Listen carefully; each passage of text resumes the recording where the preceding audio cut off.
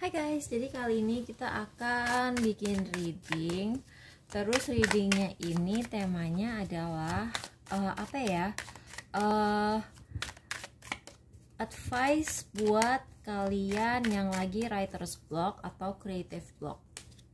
Jadi kalian lagi tidak ada inspirasi untuk hal kreatif, apa yang bisa kita eight of tuh kan, ya ampun, intinya kalau dengan si Eight of Cups ini, advice utamanya adalah kamu jangan nyerah gitu. Jadi kamu tuh kayaknya udah yang bener-bener mampet gitu, nggak ada ide. Terus kalian tuh kayak udah yang pengen banget nyerah gitu loh. Cuman aku bilang jangan keburu nyerah, karena ya seperti kartunya tadi bilang, jangan keburu nyerah. Nah, di sini aku ngelihat Wheel of Fortune sama Two of Pentacles. Jadi aku ngelihat di sini kamu tuh sebenarnya udah waktunya ganti haluan. Jadi sebenarnya aku nggak tahu ya, kalian tuh diminta ya udahlah ya, move on aja dari cara yang seperti ini. Tapi aku ngelihat buat kalian yang pilih file 1 tuh, Ace of Cups itu kartu kreativitas. Jadi kalian tuh lagi jenuh. Jadi intinya kamu tuh jangan move on dari proyek yang sekarang, tapi mungkin kamu itu bisa eksperimen dengan format-format lain. Jadi misalnya gini, kamu misalnya dikenalnya tuh dengan foto-foto yang hitam putih, tapi sebenarnya tuh kalian tuh moodnya tuh kayak pengen bikin foto-foto yang berwarna, atau yang gaya-gaya dibikin seolah-olah, atau kamu lagi pengen mainan sama kamera analog yang berwarna, atau kamu tuh lagi pengen ngedit foto kalian tuh yang highly saturated, yang warnanya tuh ngepop gitu. Jadi atau misalnya kamu tuh biasanya nulis novel tuh yang historis, terus tiba-tiba kamu pengen nulis yang kontemporer gitu.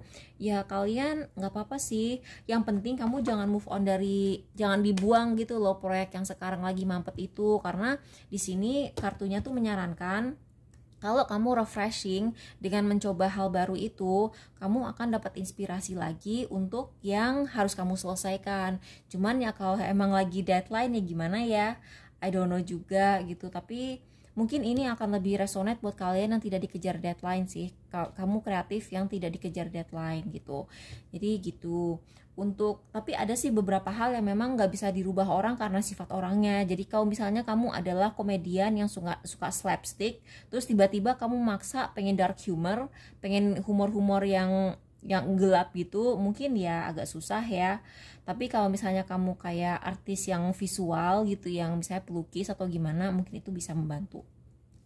Buat yang pilih pile 2, Five of Cups sama Nine of Swords.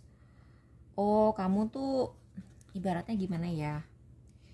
Ibaratnya kalau lukisan, kamu tuh terakhir ngelukis melakukan sebuah kayak salah apa gitu, terus kayak nggak bisa diedit. Kalau kamu ngelukis ya bisa sih, aku tahu ada orang yang bisa ngelukis di kanvas dan diedit tuh bisa gitu. Tapi kadang-kadang kalau misalnya kita yang masih pemula, terus kayak salah di kanvas gitu, kayak yang oh my god gue kesel, udah give up gitu, kayak yang kesel duluan terus ilfeel.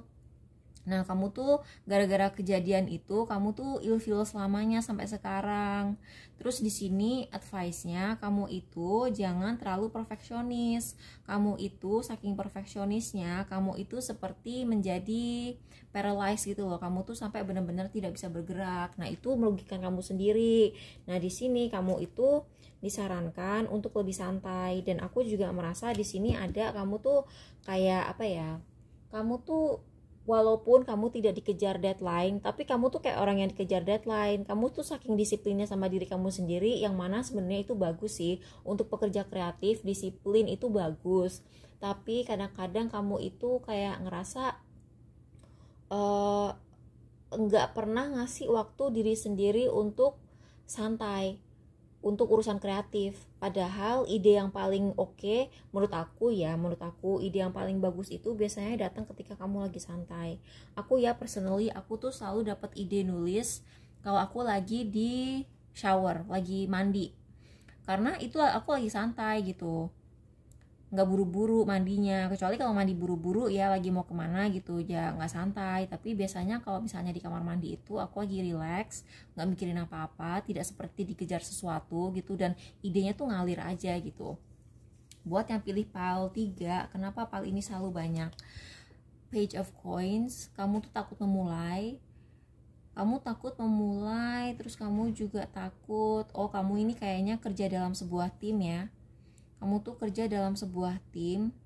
Iya, ini buat kamu yang kerja di sebuah tim, kamu itu takut mengungkapkan kreativitas kamu karena kamu takut ide kamu dijudge orang. Jadi sebenarnya aku ngeliat buat yang pilih pal 3 ini, kalian itu sebenarnya kreativitasnya tidak mampet. Kamu kreativitasnya sih ngalir-ngalir aja sebenarnya, tapi kamu simpen dalam hati karena kamu merasa bahwa misalnya kamu nih orang iklan, terus kamu tuh kayak pengen bikin iklan yang humornya agak gelap atau gimana. Kamu tahu nggak sih iklan Jaguar yang apa tuh, yang kampanye dia It's Good to Be Bad, itu kan agak-agak gelap kan, kayak yang dia tuh kayak